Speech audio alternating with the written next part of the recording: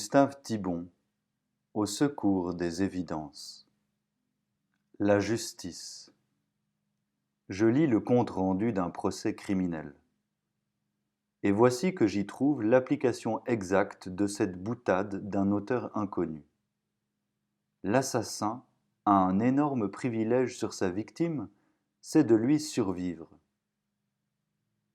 Expliquons-nous. La victime est morte. Bien entendu, on a versé quelques pleurs sur elle, mais enfin, elle n'est plus là. Et sans aller jusqu'à dire que les absents ont toujours tort, on a une certaine tendance à les oublier. L'assassin, lui, est bien vivant, et bien présent, et il polarise l'attention de tout le monde. Le président l'interroge avec une douceur et une patience infinies pour essayer de démêler les mobiles obscurs de son crime. Des psychologues déposent d'épais rapports dans ce sens, une armée de journalistes guette ses moindres gestes et enregistre ses moindres propos. Et tout à l'heure, ses avocats évoqueront son enfance malheureuse et son adolescence tourmentée, etc. Bref, il bénéficie d'un immense effort de compréhension dont peu d'honnêtes gens sont l'objet. C'est le signe d'une curieuse évolution dans la conception de la justice humaine. On reprochait, et non sans raison, aux juges d'autrefois de se borner à l'application de la loi sans égard aux dispositions intimes du coupable. Aujourd'hui, c'est la loi qui tend à s'enliser dans les sables mouvants de la psychologie. En lisant l'interrogatoire du président, j'avais l'impression que ce magistrat se comportait en confesseur du criminel, plus qu'en représentant de la société menacée. À la question « Dans quelle mesure cet homme est-il dangereux pour ses semblables ?» se substituait celle-ci. Jusqu'à quel point est-il responsable? Comprendre avant de punir, me disait un jeune magistrat de la nouvelle école. Je veux bien, mais quel est l'homme qui peut se flatter de comprendre à fond un autre homme et de déterminer par là le degré exact de sa responsabilité, surtout quand il s'agit de l'âme ténébreuse de la plupart des criminels?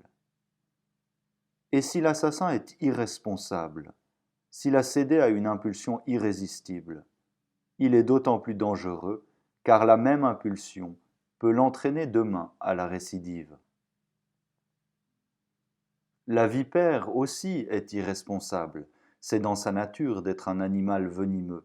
Elle ne prémédite pas ses piqûres, raison de plus pour s'en garder. Passons à la limite. Tout comprendre, c'est tout pardonner, a dit Léon Tolstoï.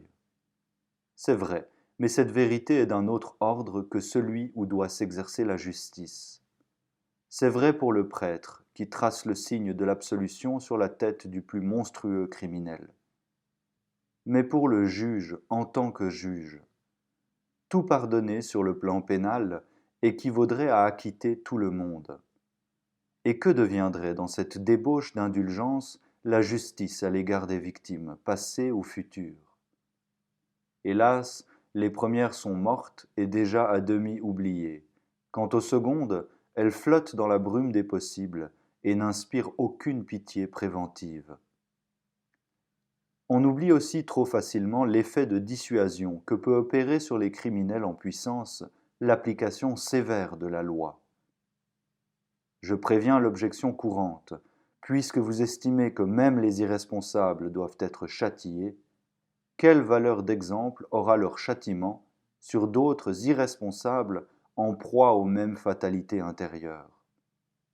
Réponse: la peur est un mobile très puissant et souvent capable, en s'introduisant dans les cœurs les plus endurcis, de contrebalancer leur instinct criminel. Les animaux aussi sont irresponsables. On modifie cependant leur comportement par des récompenses et des châtiments. Pour les obsédés du crime, il ne sera évidemment pas question de récompense, mais la menace du châtiment garde tout son poids. La crainte est le commencement de la sagesse, dit l'Écriture. C'est même la seule sagesse pour les êtres sans loi et sans amour. Ce qui n'exclut pas, au contraire, la compassion la plus profonde à l'égard des criminels. Mais cette compassion qui s'adresse à l'âme du criminel ne doit en rien troubler l'exercice de la justice pénale, qui concerne uniquement les incidences sociales du crime. Que la plupart des assassins soient des malades psychiques, victimes de leur hérédité, de leur milieu, de leur existence chaotique, et qu'il ne faille pas les juger au sens moral du mot, cela est évident. Mais cette ouverture fraternelle, due au pire de nos semblables, ne doit pas se traduire par la rémission de leurs dettes envers la société. Sinon, la miséricorde pour le criminel tourne à l'encouragement au crime. Un exemple frappant à l'appui de cette thèse. On se souvient du fameux Patrick Henry, qui, il y a 2 ans, enleva un enfant, l'assassina froidement, puis négocia avec les parents en vue d'obtenir une rançon. Démasqué et arrêté, il se convertit et devint un modèle de piété et de repentir. Et sa conversion, vraie ou feinte, mais attestée par des aumôniers et des visiteurs de prisonniers, lui valut d'éviter la peine de mort.